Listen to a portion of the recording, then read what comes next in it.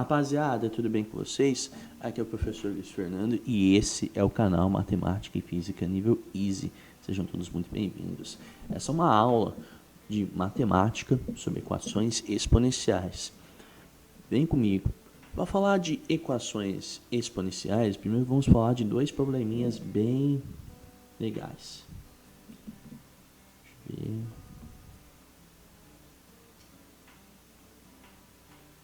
Ainda está gravando.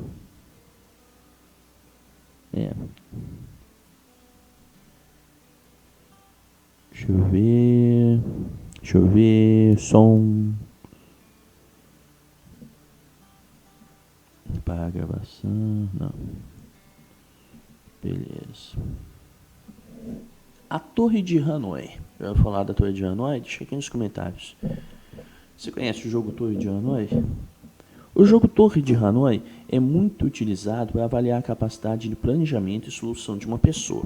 O objetivo é transferir a torre de um pino para outro, de modo que uma peça maior nunca fique sobre uma peça menor.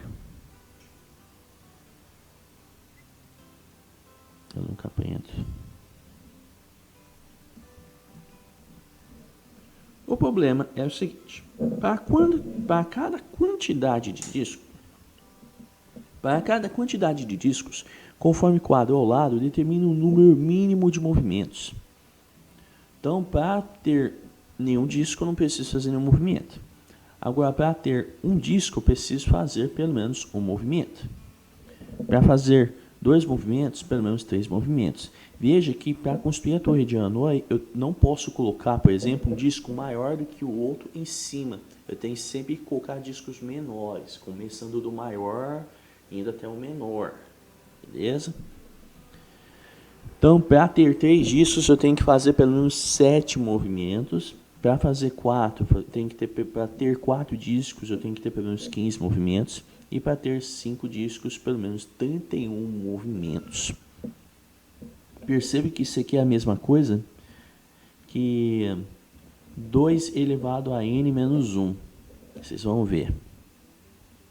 Pelo menos vocês vão percebendo aqui, né? Já aqui. Considere uma torre com n discos. Qual o número mínimo de movimentos para dispor todos os n discos de uma haste a outra? Aí a Torre de Hanoi, como é que ela deve ser construída, né? Você tem 3 hastes, vai distribuindo os discos para poder montar a sua torre. Perceba que para n discos, o número mínimo de movimentos é 2 elevado a n menos 1, como havia antecipado, né? Havia falado. Agora, brincando com a Torre de Hanoi. Com uma certa quantidade de discos, Mateus dispôs todos os discos de uma haste a outra, utilizando a quantidade mínima de movimentos. Sabendo que realizou 515 movimentos, determine a quantidade de discos que ele utilizou na torre.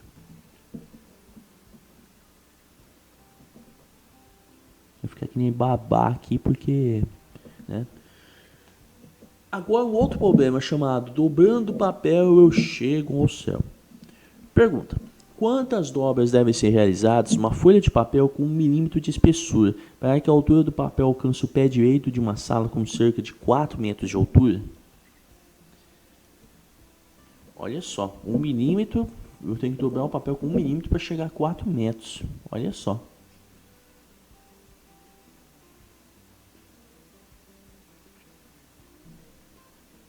Eu vou dobrando e dobrando e dobrando e dobrando e dobrando. Chama-se pé direito a altura que vai do piso ao teto de uma construção.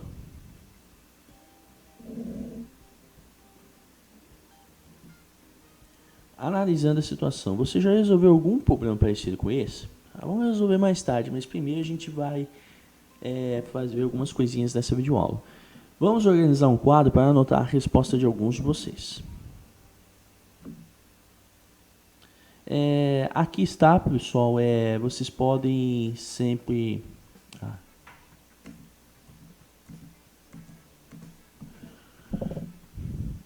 Coisinhas como equação exponencial.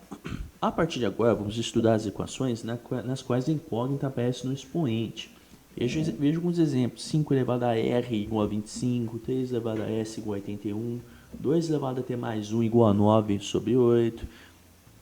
Esses são exemplos de equações exponenciais, porque As incógnitas já não estão mais na base, elas estão no expoente agora. Você tem que descobrir, está lá no expoente. Equações exponenciais, são equações desse tipo. Generalizando, toda equação que apresenta incógnita no expoente é denominada equação exponencial. Aqui mais alguns exemplos para vocês. 3 elevado a 2x igual a 3x mais 72. 2 elevado a n menos 1 igual a 31.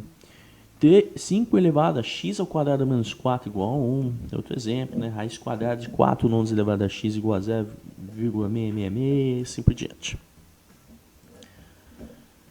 E aqui, aqui na tela para vocês, as propriedades da potenciação que a gente vai retomar, né? Para quaisquer valores de m e n reais, a gente tem aqui o produto de potências da mesma base, você copia a base, soma os expoentes, né? A elevada a m vezes a elevada a n igual a elevada a m mais n.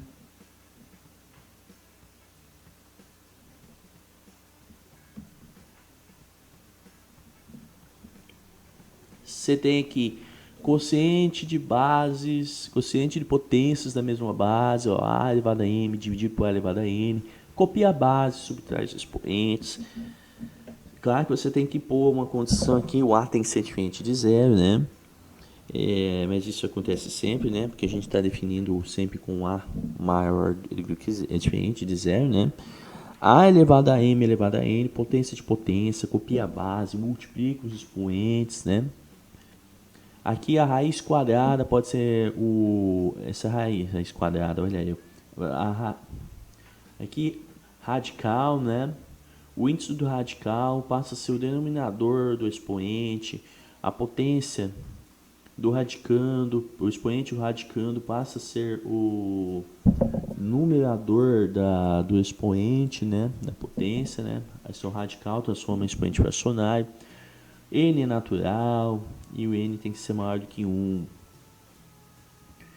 A elevado a menos N, isso aqui é a potência de expoente negativo, isso aqui vira um denominador com o sinal do expoente trocado, né? O A tem que ser diferente de 1 aqui.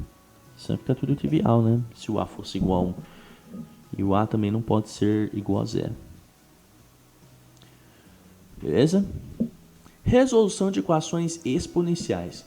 Resolver uma equação é obter o valor da incógnita que torna a igualdade verdadeira. Mas antes de indicarmos a solução de uma equação, precisamos analisar se o valor obtido atende a todas as exigências do problema e se pertence ao conjunto numérico que estamos considerando. No caso das equações exponenciais, também é importante lembrar que se duas potências de mesma base são iguais, então seus expoentes também o são. Quer dizer que o nosso objetivo é igualar as bases em todos os membros, né? Você tem lá, por exemplo, 2 elevado a x igual a 4. Aí você escreve o 4 com potência de 2. Você iguala as bases e os expoentes passam a ser iguais também, né? Então, esse exemplo aqui, se 2 elevado a m é igual a 2 elevado a 5, então m é igual a 5. Se 3 elevado a sexta é igual a 3 elevado a t, então t é igual a 6. Agora vamos resolver algumas equações exponenciais aqui, que foram dadas naqueles exemplos lá no começo, resolvendo conjuntos nos naturais das equações. Está aqui na tela para vocês as equações, né? Primeiro, 5 elevado a r é igual a 25, né? 3 elevado a s igual a 81 e 2 elevado a t mais 1 igual a 9 oitavos. Vamos resolver isso aqui. Vamos escrever, olha só, 25 aqui no primeiro é 5 elevado ao quadrado. Então, vamos escrever desse jeito e fica 5 elevado a r igual a 5 elevado ao quadrado. Bases iguais, basta igualar os expoentes, portanto, r é igual a 2. Assim, o conjunto de solução é o conjunto determinado, formado, né, pelo número 2. Agora vamos para a segunda. 3 elevado a s igual a 81. A gente fatora 81, é 3 elevado a quarta. E assim, 3 elevado a s igual a 3 elevado a quarta. Portanto, s é igual a 4. Conjunto de solução é o conjunto formado pelo número 4. Agora, na terceira, o que a gente faz? Subtrai um dos dois lados para a gente se livrar desse mais 1, hein? Tira um dos dois lados. Então, vai ficar 2 elevado a t igual a 9 oitavos menos 1, né? Portanto, fazendo aqui o denominador comum, fica 9 menos 8 sobre 8. que vai ficar 1/8. O 1/8, por sua vez, é 2 elevado a menos 3. O 8 é 2 elevado ao cubo, né? 1 sobre 2 ao cubo, para passar o 2 ao cubo para cima, troca o sinal do expoente, vai ficar 2 elevado a menos 3. E então, 2 elevado a t é igual a isso aqui, né? As bases são iguais, né? E os expoentes também são iguais. T é igual a menos 3 e a solução... A solução, pessoal, é o conjunto vazio, até porque o menos 3 é natural, né? Estamos considerando... Tem materiais que consideram só os números naturais e tem materiais que consideram números reais mesmo. A gente está resolvendo aqui nos naturais, nesse caso. Ó, resolver no conjunto dos números naturais. Bem, pessoal, e aí o conjunto de solução, pessoal, é o conjunto vazio, né? Por quê? Porque a gente está resolvendo no conjunto dos números naturais, né? E o menos 3 não é natural, ele é um número negativo, né? Ele é inteiro, ele pertence aos inteiros, mas ele não é natural. Agora vamos resolver um probleminha. População de uma cidade. A população PDT de uma metrópole em milhões de habitantes é dada por PDT igual a 5 vezes 2 elevado a c vezes t. Se o t, com t, né, o número de anos contados a partir de 2000, quer dizer que o t igual a 0 corresponde a 2000, né? E c é uma constante real. Se a população da metrópole em 2008 é de 10 milhões de habitantes, qual o valor de c? Então a gente tem que chegar lá, né? Resolução, né, tá aqui na tela para vocês. Se em 8 anos passou a ser 10, que é 10, só 10, né? Porque está em milhões já, né? O que vai acontecer? Se P de 8 é igual a 10, então 10 é igual a 5 vezes 2 elevado a c vezes 8. Tem que achar o valor da constante, né? Agora, se você dividir por 5 nos dois lados, 10 por 5 dá 2. Aqui é 2, né? 2 igual a 2 elevado a 8c. 2 é 2 elevado a 1.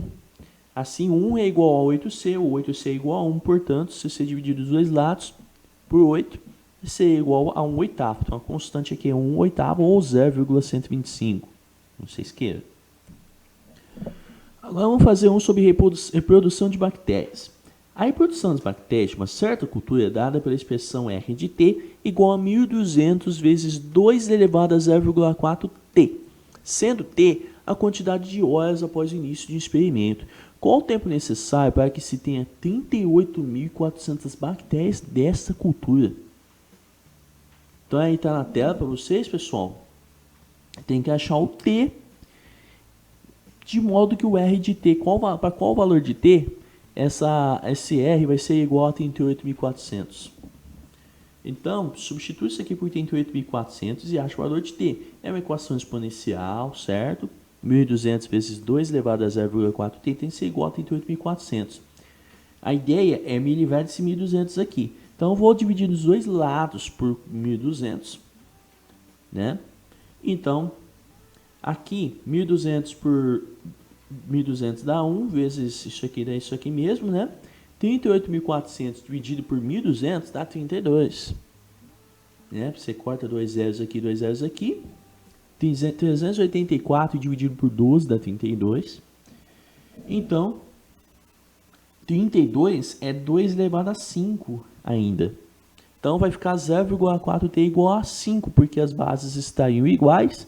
0,4t igual a 5. Quer dizer, então, se você dividir nos dois lados por 0,4, dá t igual a 12,5.